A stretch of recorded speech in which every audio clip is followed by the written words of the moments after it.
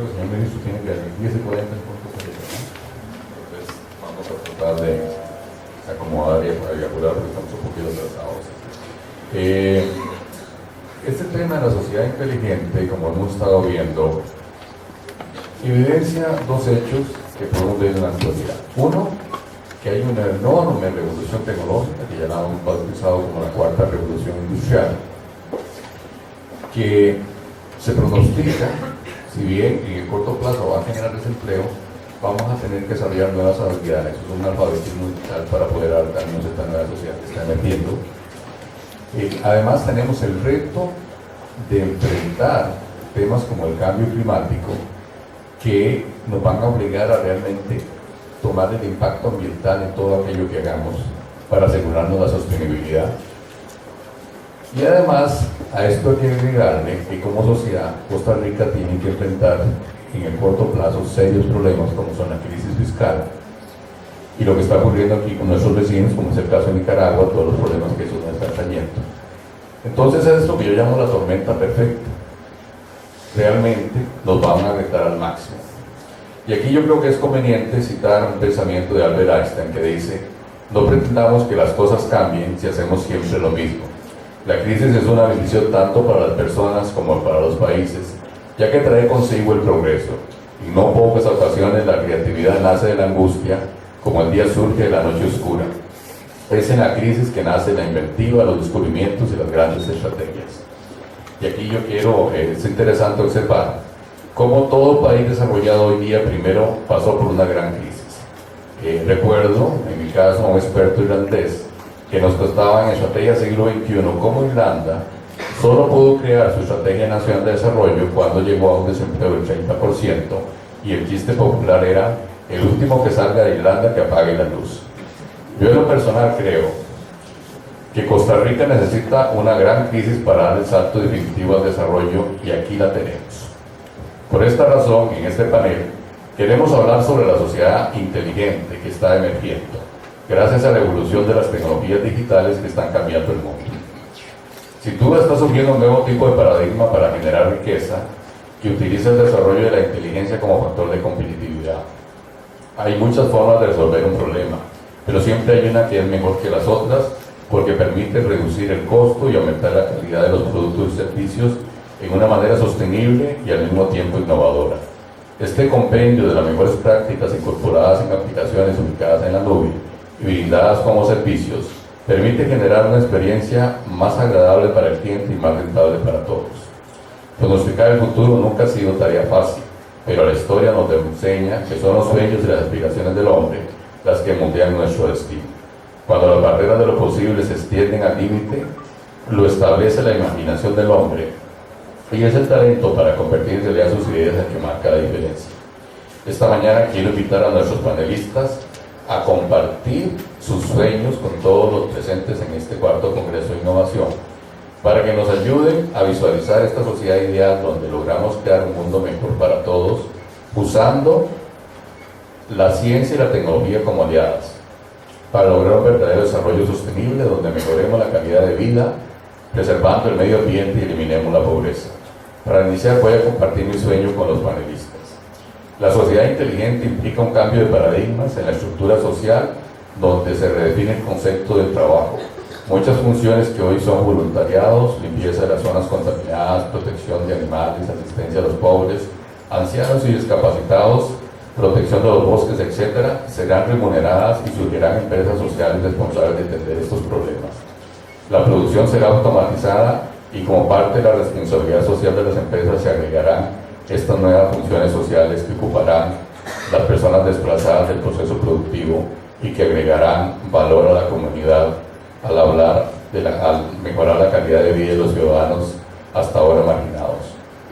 La automatización inteligente de los procesos productivos hará que el costo marginal de los productos y servicios sea prácticamente cero, con lo cual la empresa puede brindar los mismos a clientes que no pueden pagarlos a través de una empresa social, mejorando su imagen con la comunidad y colaboradores. Además, esto evita que entren competidores a desarrollar estos nichos de mercado, porque un cliente que adquiere una versión pirata de un producto de marca preferiría adquirir una versión original al mismo precio. La responsabilidad social se está convirtiendo en una nueva forma de diferenciarse de la competencia y mantener la lealtad de los clientes. Procedo a darle la palabra al alcalde de Grecia para que nos comparta su sueño sobre cómo imagina que será esta sociedad inteligente y nos cuente qué está haciendo él para lograrlo. Muchas gracias, muy buenos días. De verdad para mí es un honor representar a mi municipalidad de Grecia, en nuestro cantón, por supuesto al sector de Occidente, que estamos trabajando juntos para que pasen cosas como región, y por supuesto al sector municipal. Para iniciar mi ponencia, quiero compartir con ustedes una palabra que aprendí en Corea del Sur, que ellos le llaman pali pali. Y cuando yo llegué, mucho de lo que me decían los señores coreanos de una universidad KAIST, que es el Instituto de Ciencia y Tecnología Avanzada de Corea del Sur, y decían pali pali. Y entonces, cuando pido que me lo traduzcan, que de hecho hace poco vino una moderadora de Corea en Raxa Innova y lo dijo. Pali pali es como en nosotros tico, póngale. Entonces, creo que nosotros, el tiempo vuela, hoy tenemos que correr porque el tiempo vuela, 4 años de gobierno local vuelan y tenemos que pali pali, póngale, para que estas cosas pasen. Nosotros como visión de Grecia nos pusimos la meta de ser una ciudad innovadora y realmente inteligente. Cuando decimos realmente inteligente, estamos pensando en una ciudad más allá de luces, LEDs y de paneles solares, que a veces decimos, ya somos una ciudad inteligente porque tenemos luces, LEDs y paneles solares. Realmente nosotros queremos que haya sostenibilidad, que haya inclusión, que siempre el beneficio de las personas sea lo que promueva esa innovación y esa inteligencia. A raíz de eso, pues es que nos sumamos de lleno con las tecnologías de la información y la comunicación para que esto de alguna forma nos ayude a transformarnos, a lograr esa transformación, pero para eso ocupábamos algunos socios comerciales, algunos socios que nos ayudaran a compartir este sueño, porque no se logra solo, ya que en la ponencia del compañero hace un rato decía que solos no llegamos tan lejos, tenemos que hacerlo en equipo, y por eso buscamos unos socios comerciales donde nos ayuden precisamente a acelerar ese cambio y lograr poder llegar a esa innovación, y a ese sueño de ser una ciudad realmente inteligente. Probablemente hoy nos invitaron a este foro nosotros en Grecia por las cosas que estamos haciendo, por las locuras que estamos haciendo, seguro. Nos imaginamos una ciudad inteligente desde el primer día de gobierno, donde nos pusimos de acuerdo no solamente la administración, sino el Consejo Municipal para que las cosas pasen, porque si no, no lo hubiéramos logrado. Hoy estamos haciendo en nuestra ciudad 10 proyectos de innovación. Entre ellos puedo citar el primero, que por supuesto para lograrlo hicimos sociedades con grupos de públicos de Costa Rica, como Grupo IS, Raxa siendo un actor importantísimo en lo que estamos haciendo, y por supuesto la empresa de Servicios Públicos de Heredia en otra de las locuras que estamos haciendo en Grecia, que ya les voy a contar.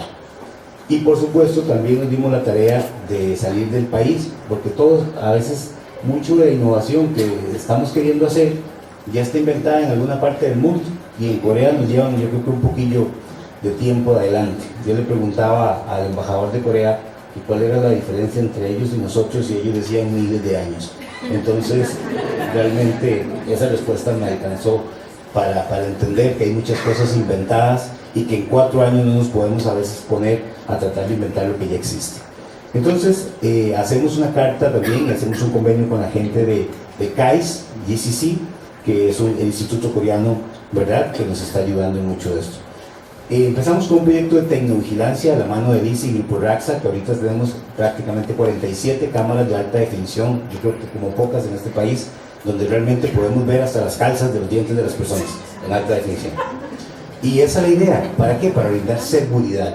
Pero podrían decir, ¿qué es lo que quieren lograr? Nosotros no queremos ver en alta definición cómo asaltan a la gente, no queremos ver en alta definición cómo le roban a la gente, queremos prevenir, y es ahí donde estamos soñando con tener reconocimiento facial, tener reconocimiento de placas para preventivamente, con un centro de monitoreo, con otro convenio que hicimos con la Fuerza Pública, puedan estar atendiendo preventivamente cualquier inseguridad en nuestro cantón.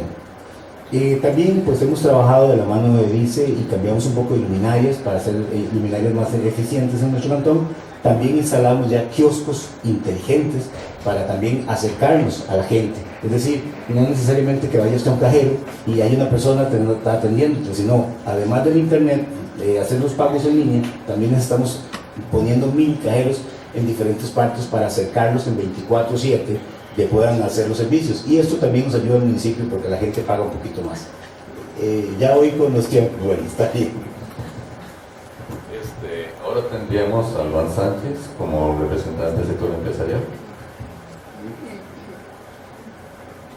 Muy buenos días a todos, ¿me escuchan? Buenos días. Buenos días, señor ministro, señores compañeros de panel. Yo soy del sector privado, cierto, pero quiero hoy, contrario a lo que se esperaría, quiero ser un poco autocrítico del sector privado también y del sector empresarial, porque creo que tenemos una labor muy importante en la transformación y en esa visión de futuro que decía Ronald. Nosotros en Costa Rica, en general en Latinoamérica, se nos ha acostumbrado y nos han insertado el chip aquí muy adentro, en el hipotálamo, de que todo lo nuevo y todo lo novedoso viene de afuera. Que todas las grandes invenciones hay que ir a verlas afuera porque afuera no se inventan. Y que hay que ir a Alemania y hay que ir a Estados Unidos y hay que ir a Asia para poder entender cómo hacer innovación y cómo hacer cosas tecnológicas. Y lo cierto es que hay una generación en que sabemos, que todos sabemos, que se ha creado en un ambiente global en el que no hay barreras, pero aún así sentimos que somos muy poca cosa para hacer cosas grandes. Y eso es realmente frustrante, porque no hay ninguna limitación técnica, intelectual, para poder hacer nosotros aquí cosas de alto valor agregado, de propiedad intelectual costarricense o latinoamericana, que se utilicen incluso en otros mercados sofisticados. Y para muestra, algunos botones. Hace unos días todos vieron la que ahora es famosa compañía que se publicó en Nasdaq, Establishment Labs. Una compañía que hace 8 años la conocí aquí en Pavas, en un garaje, cosiendo prototipos de implantes en un horno de pizza. Y hoy es una de nuestras compañías insignia que se está transando en Nasdaq, ¿verdad? Una compañía de altísima tecnología. Esa es una generación nueva, gente que rompió el molde y que se vio diferente y que dijo, yo podría hacer lo que están haciendo allá también. Pero también hay otras, hay compañías acá que están haciendo patentes para la cura del cáncer, para el sistema contra la cura del cáncer. Y aunque sea odioso hablar de uno mismo, nosotros, la ambición de nuestra compañía es la de generar propiedad intelectual, desarrollo de soluciones de Internet de las cosas que ya se están utilizando afuera, muchas de ellas. Compañías multinacionales que vienen de sus casas matrices con toda la potencia, llegan aquí a Costa Rica a solicitarnos la ayuda para implementar soluciones de IoT, de lo que se conoce como Industrial Internet of Things. Y ya hemos implementado a industria médica, a industria automotriz, a muchas industrias aquí en Costa Rica, sistemas de esos que ahora se están empezando a exportar afuera y se están empezando a utilizar afuera. Hemos hecho acá soluciones que controlan y monitorean todo un acueducto de un país, aquí en Centroamérica, vecinos nuestros. Ahora, dentro de unos días, dentro de 15 días, vamos a estar en Dallas viendo proyectos que vamos a empezar a ejecutar de Smart Cities. Pero entonces no vamos a Dallas con la ambición de ir a aprender qué es lo que vamos a hacer. Vamos porque ellos nos están solicitando que acá en Costa Rica se hagan las soluciones para que ellos las utilicen allá. Vamos con un socio comercial allá. Entonces le estamos dando nosotros, pero muchos otros emprendedores, la vuelta a la tortilla y estamos realmente con una nueva generación que está impulsando esto. Sin embargo, les dije que iba a ser autocrítico porque es todavía escasa esta generación de propiedad intelectual nacional. Hace unos días en Procomer me facilitaron un dato que decía que estaban apoyando a 147 empresas de tecnología, de las cuales 130 lo único que hacían era outsourcing. O sea, se hacían miles de cosas allá, se vendían allá y se hacen aquí, pero nadie sabe que se hacen acá. Y solo 17 hacen propiedad intelectual y una parte de la propiedad intelectual. Entonces necesitamos realmente transformar ese tejido productivo empresarial para que realmente se la crean y dejemos de vender el talento en bruto, sino que vendamos propiedad costarricense también. Ahora tendríamos Janet, como representante de la academia. Bueno, buenos días al señor ministro y a los compañeros del panel principal.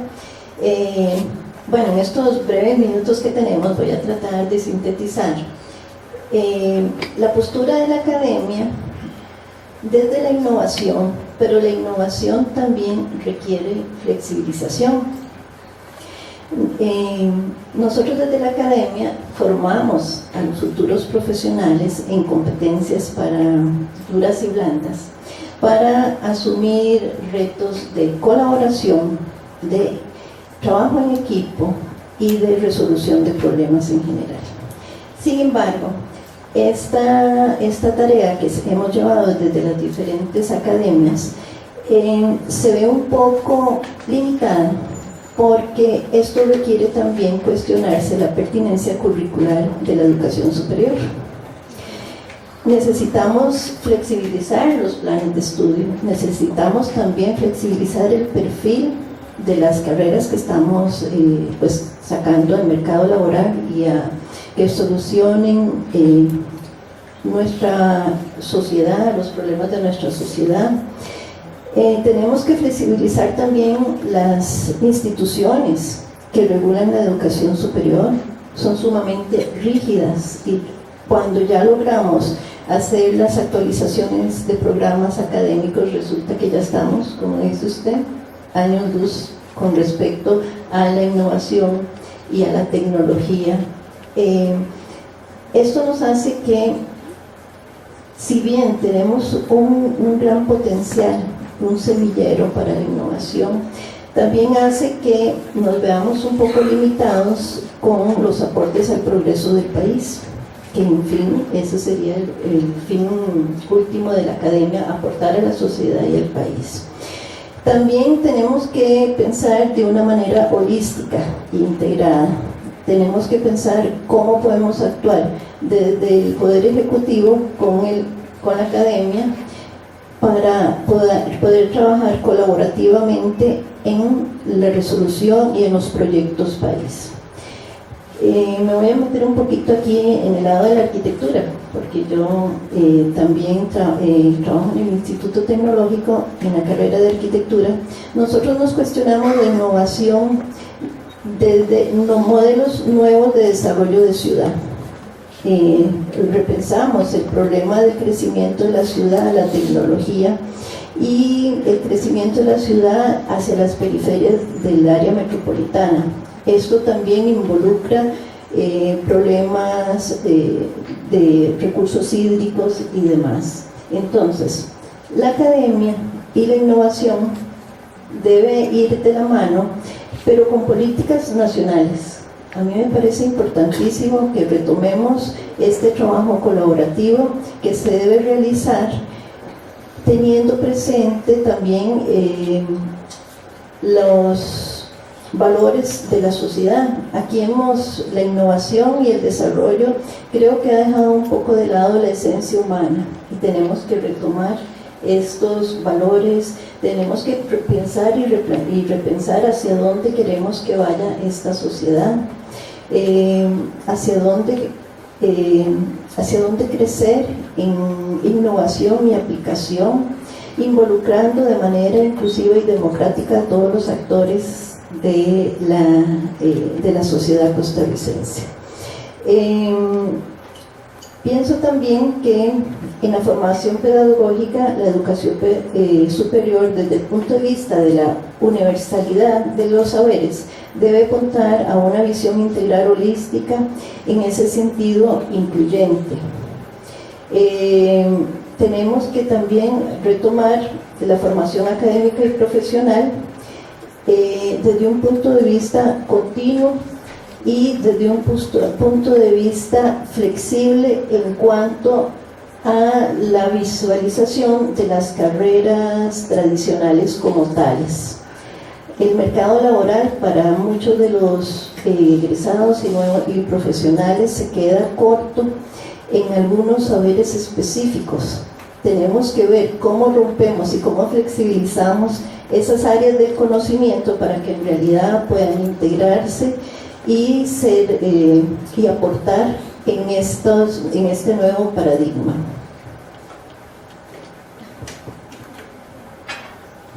Jean-Pierre hablaría de la cuestión de la sostenibilidad. Bueno, buenos días, señor ministro, compañeros panelistas y público en general. Bueno, un poco lo que hemos venido escuchando desde anoche, ¿verdad? Con lo que oíamos de la innovación social con Innovavasque, lo que veíamos también ahora del señor Jaramillo y otras cosas que se están integrando como los Fab Labs y toda esta cultura de makers y la innovación como tal trae muchos retos, ¿verdad? Y ahora estamos, y como decía el señor de la tormenta perfecta, también estamos en el sector ambiente en la tormenta perfecta. Tenemos cambio climático, desertificación y un montón de retos adicionales, ¿verdad? Pero también hay una agenda internacional que está trabajando por esos retos, ¿verdad? Está la Convención Marco, está el desarrollo bajo en emisiones, Green Growth y un montón de otras iniciativas de la agenda mundial, ¿verdad? En temas de sostenibilidad. Pero cuando hablamos de sostenibilidad tenemos que hablar de las tres dimensiones de la sostenibilidad. Hablamos de la parte social, hablamos de la economía y hablamos de la ecología o el ambiente. ¿Y qué estamos comprendiendo y cómo incorporamos estas tres dimensiones en los procesos de innovación, ¿verdad? Y entonces, desde 1873 en la parte social se viene hablando de capital social. El capital social ha sido uno de los motores del desarrollo de la especie humana. Ha sido la fuerza que nos ha sacado de las cavernas hacia las sociedades complejas que hoy tenemos. Y entonces es un factor que debemos seguir potenciando. Y un poco o bastante lo han ido absorbiendo los jóvenes con estos sistemas de comunidades de co-creación, ¿verdad? Que bueno, lo apuntaba el señor Jaramillo con Open Distillery, ¿verdad? Donde hay mucha gente, o con el ejemplo del Lego, ¿verdad? También Android tiene estas comunidades que están, gente que escribe programas proponiendo y dando nuevas ideas y, ¿verdad? Y co-creando. Y también el capital social al interno, hacia nuestro entorno, ¿verdad? Y esto viene a poner retos como decía la señora Janet, en la educación. Tenemos que hacer una educación adaptada al entorno y a las realidades. No puede ser una educación estándar como la que vivimos ahora. En la parte económica tenemos que pensar en economía circular, tenemos que pensar en economía baja en emisiones, tenemos que pensar en cambiar el paradigma del desarrollo, pensando solo en crecimiento, en ganancias, en profit, sino que tenemos que pensar en una economía más social, pero sin perder, sin ir en contra de la corriente, ¿verdad? Tenemos que seguir generando riqueza, pero no riqueza a partir de la pobreza de otros, tenemos que generar riqueza a partir del bienestar de todos.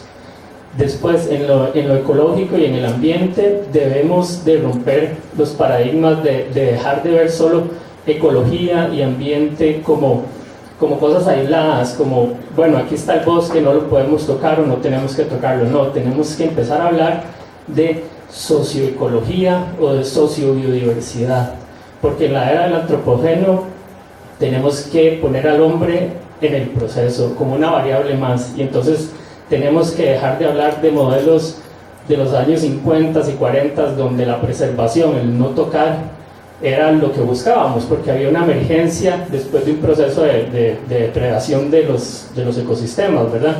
Pero ahora tenemos que empezar a pensar en nuevos modelos, porque ya esos modelos quedaron rezagados, y tenemos que pensar en modelos donde se incluye el ser humano y donde sus medios de vida y su bienestar se potencia a partir de los recursos que tenemos. Entonces tenemos que empezar a hablar de sociedades más inclusivas en los sectores rurales y en los sectores agrícolas, en los sectores productivos forestales, etcétera, etcétera, para que el joven vuelva a su comunidad y no salga, porque si vas a las comunidades rurales lo que va quedando es gente más grande cada vez y menos gente joven, porque la gente joven se va porque lo llama la innovación, pero tenemos que volverlos a traer hacia el sector rural y que innoven en su entorno. Muchas gracias. Y ahora tendríamos al señor ministro de Ciencia y Tecnología. Muy buenos días. Aló. Muy buenos días. Disculpándome nuevamente porque desde ayer pues sigo mal de la garganta. Sin embargo, yo quisiera compartirles algo. Cuando a lo largo de estos tiempos, primero oímos hablar de la triple hélice, luego de la cuádruple, vamos por la quinta. Y eso está bien. Pero más allá de las hélices tenemos que poner una turbina a eso, para que la cosa se eleve y vuele. Y vuele por una simple y sencilla razón, porque resulta que los demás países están haciendo cosas y nosotros también. O sea, se han venido, ayer yo lo mencionaba, que hemos venido haciendo cosas que sin embargo podemos hacer más.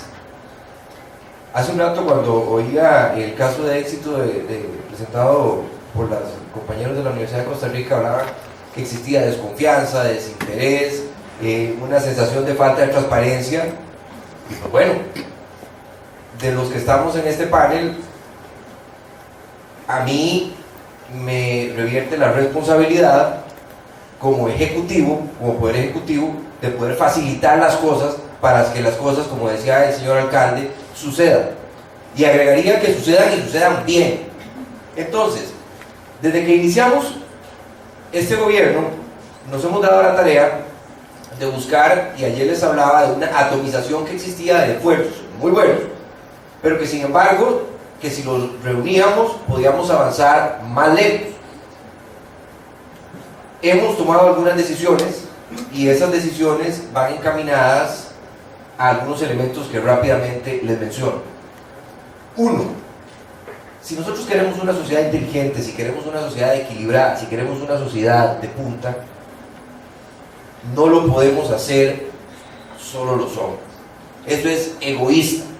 Y además de ser egoísta, es un mito que debemos derribar. Y con todo el poder político que del Ejecutivo y como Ministro de Estado me revierte, haré lo posible porque exista igualdad de condiciones para las niñas y las mujeres de incorporarse dentro de los procesos de innovación, producción en el campo de la ciencia, la tecnología y las ingenierías. Si no, estamos perdiendo el 50% de nuestra capacidad innovadora, de nuestra capacidad productiva. En segundo lugar, una de las cosas que hemos hecho es tratar de poder, dentro del marco de la ley, agilizar el acceso a los fondos que existen. El 7 de septiembre, tenemos una sesión informativa de las próximas convocatorias que vamos a hacer con los préstamos con los cuales tenemos, para poder hacerlos más eficientes, para poder manejar más la ejecución. Y conste, en esto lo que hemos hecho es generar un ecosistema de convivencia conjunta entre CINDE, entre la Cámara de Industrias, entre Procomer, entre las universidades, entre el Poder Ejecutivo. Otro de los elementos que estamos trabajando es, y en esto existe un proyecto que el 13 de noviembre, si mal no me equivoco, van a tener el primer trabajo para el plan piloto, donde están esas instituciones, donde además de eso está la Universidad de Costa Rica, está Proinnova, porque lo que queremos es lograr, buscar cuáles son esos ADN de las empresas que tienen un nivel de crecimiento, tienen un pequeño nivel de madurez que les permita ser más exitosos y que podamos empujar más rápidamente, en tanto las que no están tan maduras las podamos ir fortaleciendo. Como cuarto punto, una de las cosas, a partir del año entrante vamos a transformar 7 de los antiguos CESIS, bueno, los llamamos CESIS, que son los Centros de Acceso Inteligente, de Acceso a Internet, lo cual es un trabajo extraordinario que se ha venido trabajando a través de varios gobiernos, porque esos son los proyectos que debemos potenciar, los proyectos que no cambian con el gobierno, sino que siguen, porque la continuidad de la innovación no se corta cada 4 años, y vamos a transformar de esos centros que tenemos, al menos 9 en centros de laboratorios de Fab Labs. Porque queremos seguir el ejemplo de que quien menos, a veces nosotros nos imaginamos, con un esfuerzo gigantesco, y lamentablemente sin ayuda del gobierno, porque lo hicieron solos con la empresa privada.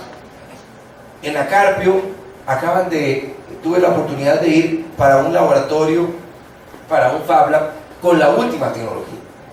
Entonces, lo que yo quisiera, y aquí es una solicitud expresa como ministro, es que por favor todos los insumos que ustedes nos puedan, estamos en este proceso de finalización de la creación de la política de innovación, la cual vamos a consultar con todos ustedes, pero todos aquellos que ustedes consideren que nos pueden aportar, por favor, acérquense, por favor, llámenos, porque el desarrollo de la innovación en este país, como lo dije ayer, solo lo logramos si lo hacemos entre todos y todas. Señor médico, yo creo que usted está ya apurado con tiempo. Si yo quisiera despedirme porque tengo, como se atrasó un poquito, tengo que estar en la presidencia a las 11. Entonces pues yo quisiera despedirme y agradecerles muchísimo por la invitación y que por favor cuenten conmigo en lo que esté. Ahí está, se queda mi equipo y muchas gracias, que pasen muy buenos días. Gracias.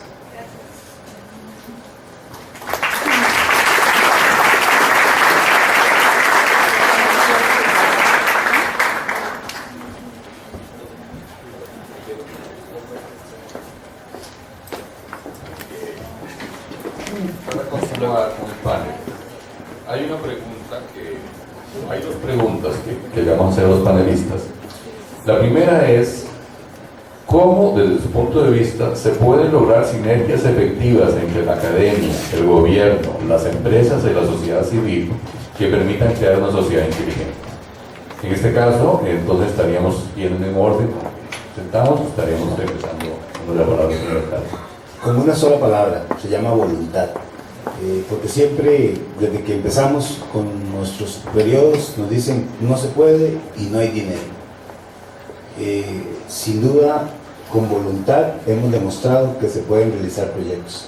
Hemos sumado al gobierno, hemos sumado empresas del sector público, hemos sumado empresas del sector privado y hoy estamos desarrollando 10 proyectos de innovación en Grecia, de los cuales me faltó mencionar parquímetros inteligentes y otros más que en este momento podríamos ver desde la tablet la ocupación de los espacios en Grecia, cuáles están ocupados y cuáles están desocupados. Es decir, eso es innovación. ¿Era posible? No. ¿Hay resistencia al cambio? Sí.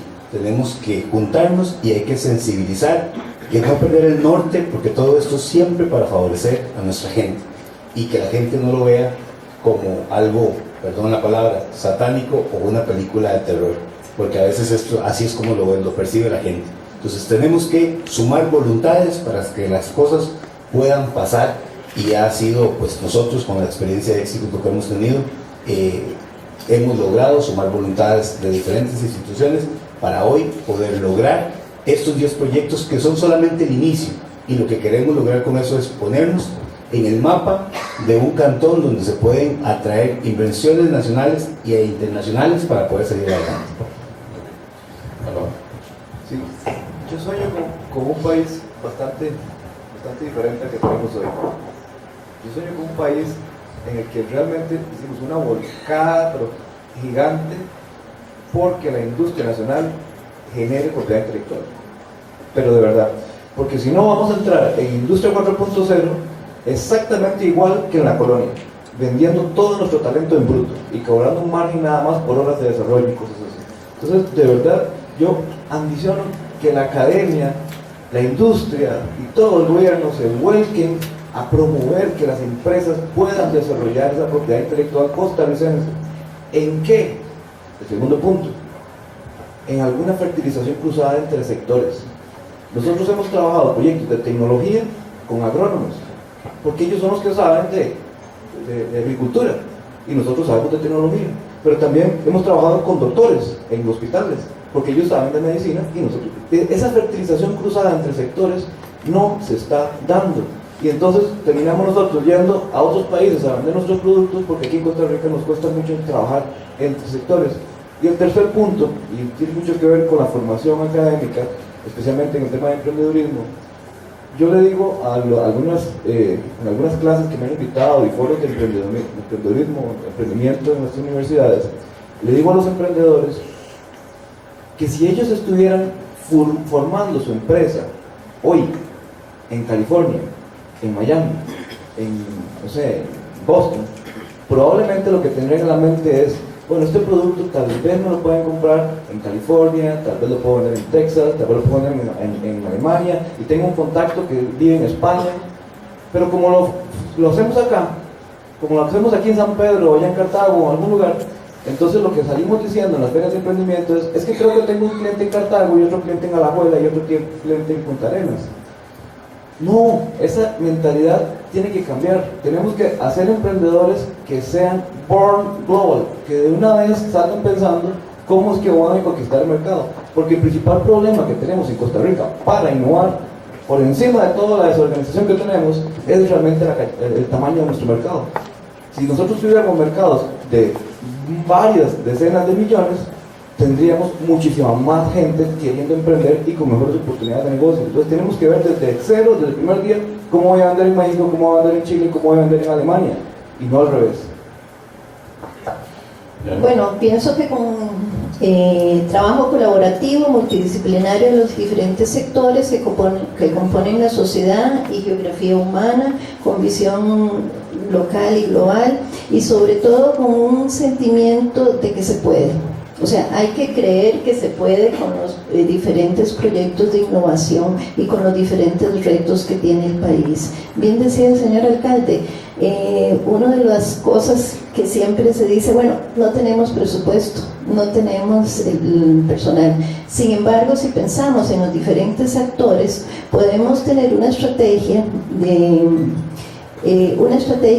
global pensando en el perfil de esas empresas o esos sectores que van a colaborar, y entonces trabajando en espacios colaborativos, ya sean físicos o entornos virtuales. Eso es muy importante.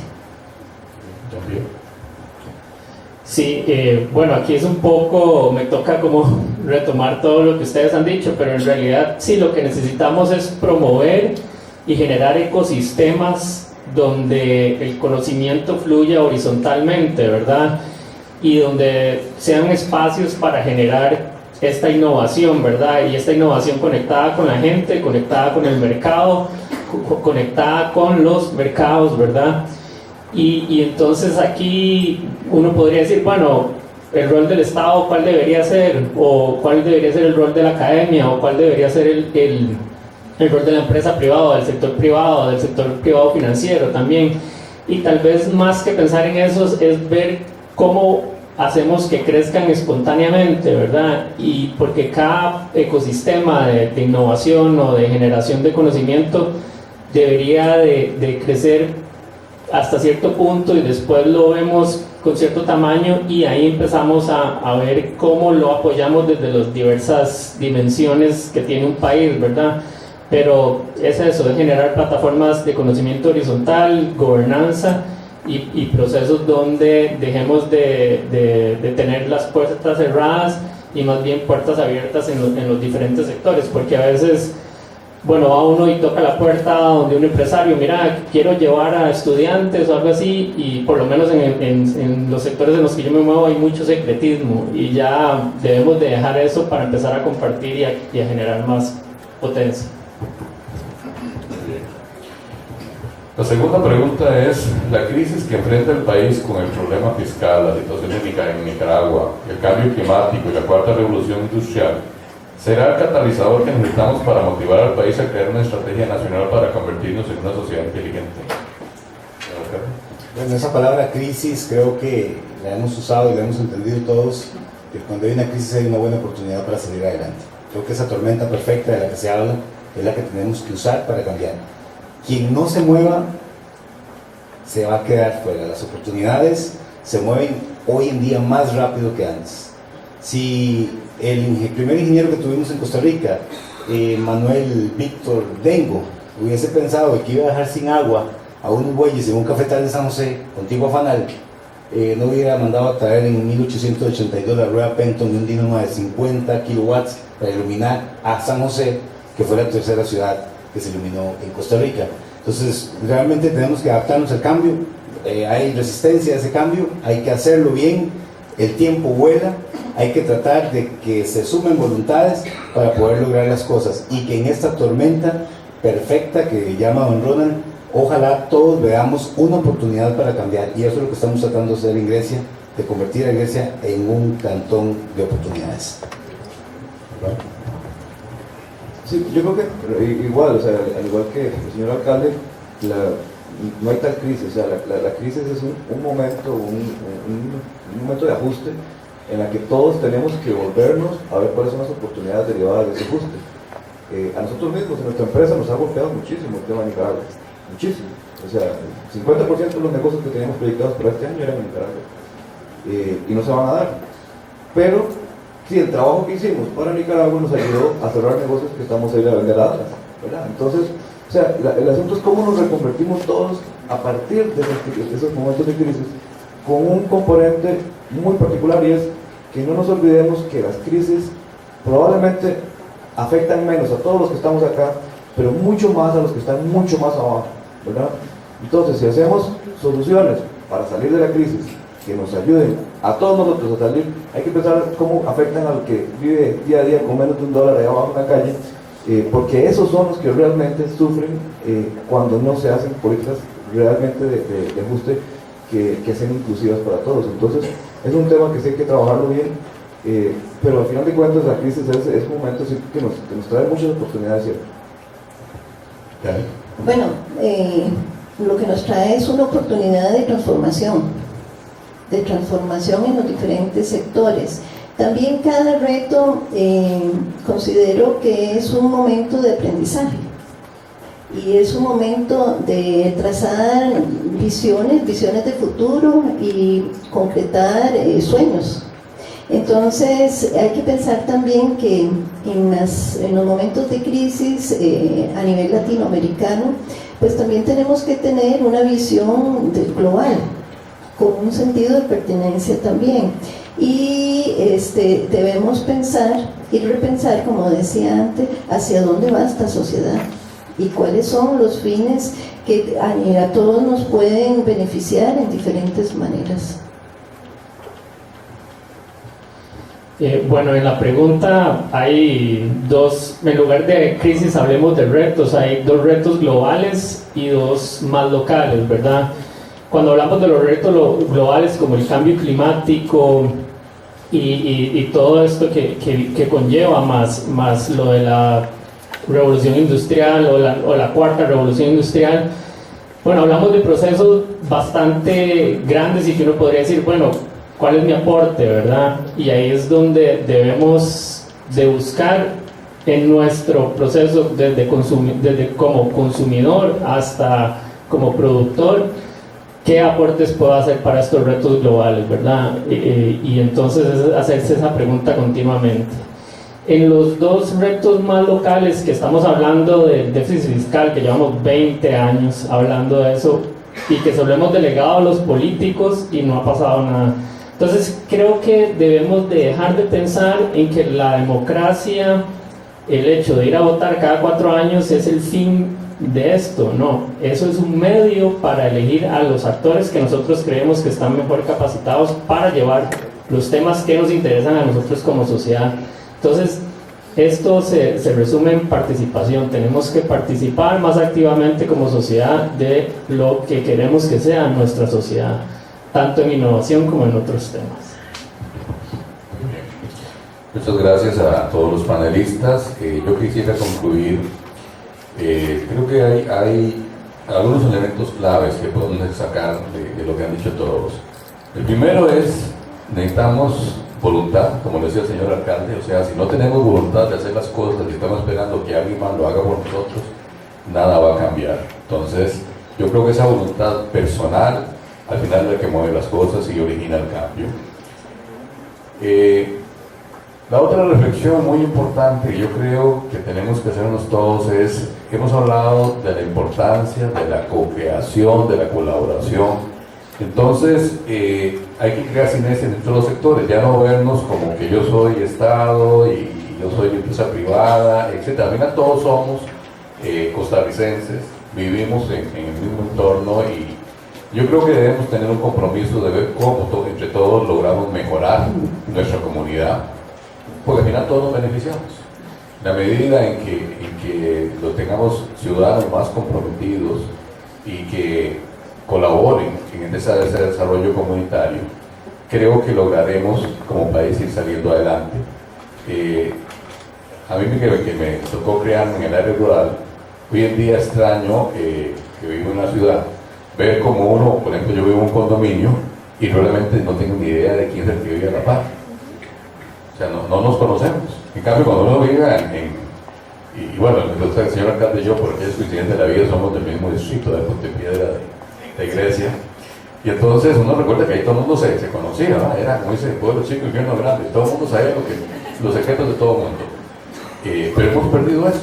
O sea, eso de conocernos, de preocuparnos por lo que le está ocurriendo al vecino, y de alguna forma tenemos que ir recobrando esos valores que alguna vez tuvimos, y preocuparnos, y hacer eso pues de nuestro. El otro valor que yo creo que es esencial, y creo que lo dijo muy bien Albán, es dejarnos de complejos y decir, bueno señores, tenemos la misma capacidad, la misma inteligencia para innovar que tienen otros, y aquí hay gente que ha hecho cosas muy notables, y por lo tanto debemos creerlo y decir, bueno, nuestro mercado es el mundo, ya no es solo Costa Rica, y si hacemos algo bueno acá, eventualmente eso le puede servir a otros lugares de Latinoamérica o del mundo. Igual, yo tenía un egresado que todavía doy clases en el tecnológico, dice una frase que siempre me hacía gracia, dice: copiemos con orgullo. Y eso vale también por los coreanos, digamos. Yo pienso que si uno ve el caso de Corea y de Japón, en su momento fueron copiadores con orgullo, ¿verdad? O sea, ellos no empezaron innovando, empezaron copiando lo mejor que tenía Europa y Estados Unidos, y cuando ya tenían conocimiento pleno, por ejemplo, el caso de Samsung, por ejemplo, no lo veía, pues estuvieron manufacturando los iPhones de Apple y después sacando la competencia y el principal competidor de Apple hoy en día. Entonces, creo que ya hay una serie de elementos que podemos ir juntando para poder ir creando una estrategia nacional de desarrollo, que yo creo que ese es el otro elemento importante. O sea, ya debemos de dejar pensando, esperando ver qué es lo que nos van a ofrecer los políticos en los próximos 4 años, y como país pensar en qué vamos a hacer los próximos 20 o 50 años. A uno le sorprende cuando sale del país darse cuenta de que en otras sociedades realmente planifican a 20 o 50 años. Nosotros debemos tomar ese hábito, y creo que eso es algo que nos falta. Bueno, pues esa reflexión la dejo y muchas gracias.